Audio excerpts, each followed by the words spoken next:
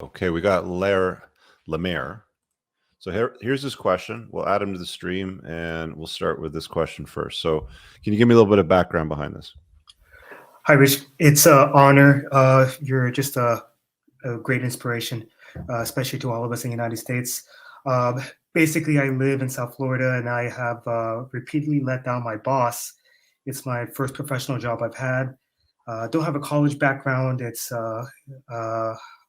something I kind of locked into. Just an assistant role, and just constant screw ups, and it's starting to really affect my reputation, not just here at my job, but also locally in South What kind of Florida. screw ups are we talking about here? Like what are we doing wrong? Uh, yeah, behavioral screw ups. Okay. Yeah, Eh, lateness, tardiness, errors. So Okay, so lateness, tardiness, and errors are character traits. And I mean, if you want to reinvent yourself, why can't you reinvent yourself with the existing company and show up in time and not make the errors and stuff like that? some of them are really severe. I've been Did trying they to do it. terminate you? Did they discipline you? Like, what did they do as a consequence of them? Well, being passed over for promotion Mm, basically is the punishment. It's kind of also shame too. mhm. Yeah. And like something as simple as being on time, like why are you showing up late? Yeah, this is kind of like following up on your video you did a while ago about the friend you had with problems. I have like vices, habitual problems.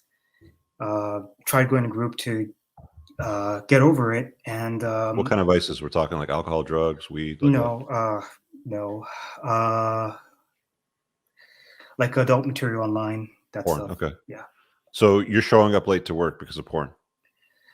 yeah, nervousness and that pretty Yeah, much. yeah, Yes, yeah. sir. Yeah. Well, look, man, I mean, this is going to follow you wherever you go, you, until you deal with this. Like, as somebody that's been an employer, uh, whether I was an employee at a company as a manager or when I was running my own company as an entrepreneur, tardiness to me is disrespectful. Like, whenever I set a time, like you guys probably noticed if you've watched me for a while, I almost always kick off my show when it's scheduled for, right?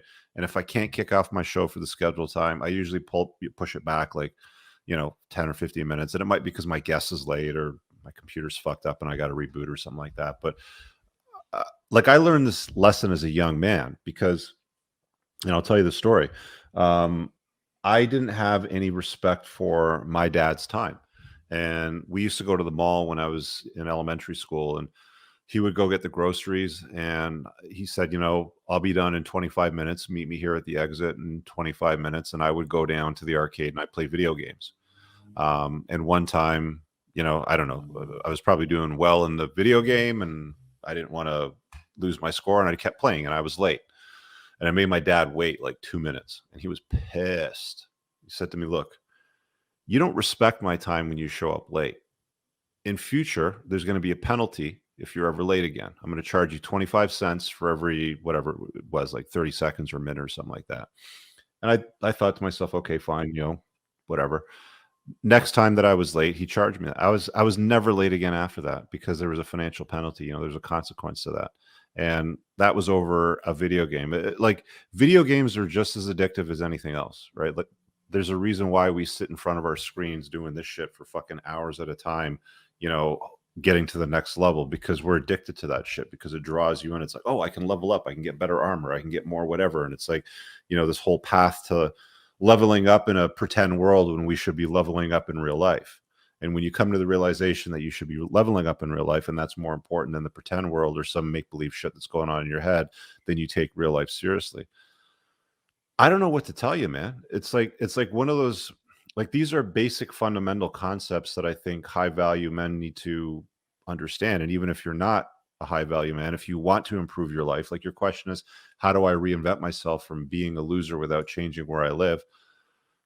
like changing where you live, still adopting and behaving in usurious, sort of ways is going to be the same thing. If you do it in California, New York, Chicago, Florida, it doesn't matter. You're still going to do the same stuff. You have to change your belief system. Change in the outside world starts from a belief system. Belief systems govern the choices that we make. When we make those choices, we get results as a consequence of those choices. A simple game that you can play when you go to the grocery store, when you're in the checkout line and you see what people take out of their buggy and they put on the conveyor belt and they buy, is take a look at what they look like and then see what's on the conveyor belt that they're buying. There's always a direct correlation between the choice that they make when they walk through the store and put that stuff from the buggy on the conveyor belt and they take it home and they put it in their face and they eat it, right? I go through the exact same store that they do, but I look like this at my age rather than what they look like at their age, which is usually younger than me, and it looks like shit. So it's beliefs that I hold for myself, for the kind of man that I want to be, the kind of life that I want to live, the kind of impression that I want to leave you guys with what I'm all about. When people see me in real life and they come up to me, they're, I am who I am, and they recognize me, and I'm acknowledged for that. And that's not important because I want to impress people. That's important for me because that's who I am.